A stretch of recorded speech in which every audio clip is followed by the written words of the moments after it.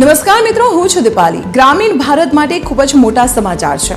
શું તમે જાણો છો કે મનરેગા હવે ઇતિહાસ બનવા જઈ રહી છે? જી હા, 1 જુલાઈ 2026 થી કેન્દ્ર સરકાર લાવી રહી છે એક નવું મિશન, જેનું નામ છે VBG રામજી। વિકસિત ભારત રોજગારી અને આજીવિકા ગેરંટી મિશન હેઠળ હવે તમને વર્ષમાં 100 દિવસ નહીં પરંતુ પૂરા 125 દિવસની રોજગાર ગેરંટી મળશે।